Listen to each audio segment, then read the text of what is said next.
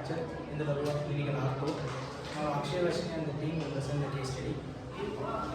Hello everyone, today we are going to talk about scaphoid fracture, which was seen in our clinical posting.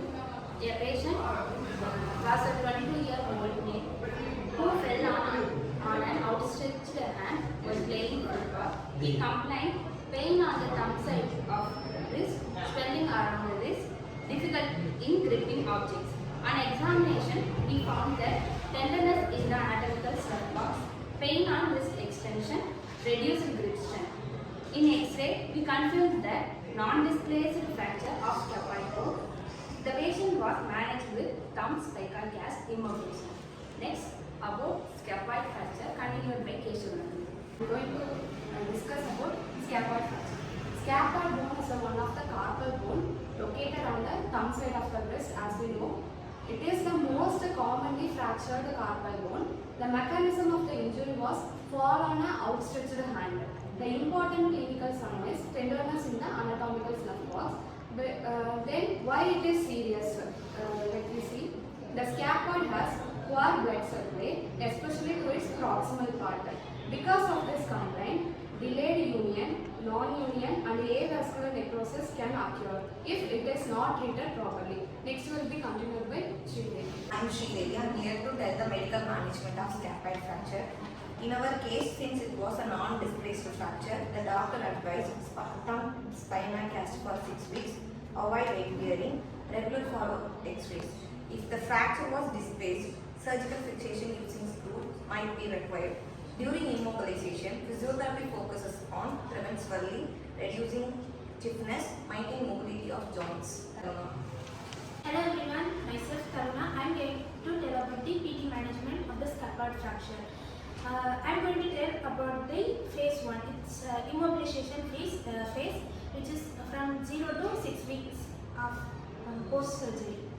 The goals of PT management is to reduce pain and swelling, maintain range of motion of fingers, elbow and shoulder, which also prevent muscle wasting.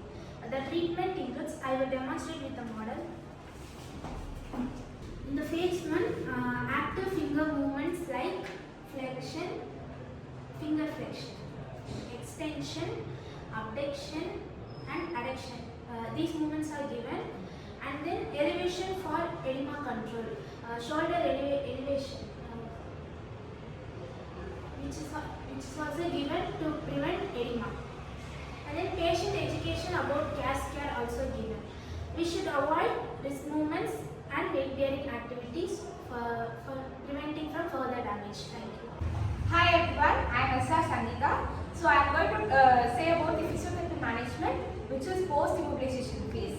So after post-immobilization cast removal, the patient will have conditions, means wrist stiffness, weak grip, pain during movement. So physiotherapy goals should be restore the wrist range of motion, improve strength, improve functional use. So treatment includes model please.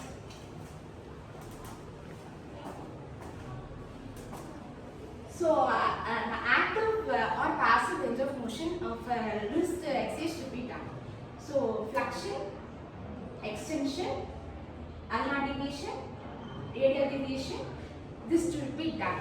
And after that, grip strengthening. So an object should be held so that the grip should be needed. So that grip strengthening should be needed so that that ball will be given so that it helps in grip strengthening. Then putty exercise. Putty exercise means putty means material that is similar to clay. We should held it in hand and we should press. So there are a lot of exercises in that. It will be held here and we should dip the thumb inside the clay and finger press and rolling and thumb adduction and abduction should be done in putty exercise. Then proprioception training. Proprioception training is that we should close the eyes and we should sense that we should touch the hand. So, example, close your eyes. So, you should touch the two fingers. That's it. And gradual weight bearing is activities should be done. Pencil and book, tumble like that. Gradual weight bearing activities should be done. And modalities to decrease pain. Ultrasound can be done, and hot packs before exercise. This exercise should be done before hot pack. And functional training. Functional training means opening the bottles and writing and lifting light objects should be done. That's it. Thank you. We continue by Puars. Hello everyone, I am Puarsan. I will describe the conclude of scaphoid fracture. Scaphoid fracture is common not foreign outstretch of hand. Early diagnosis is very important due to risk of avascular necrosis. Immobilization is primary treatment in non-displacement fractures. Physiotherapy plays a major role in scaphoid fractures for preventing stiffness, restoring mobility, regaining strength, and normal functional activities. Proper rehabilitation ensures complete recovery and prevent long-term complications. Thank you.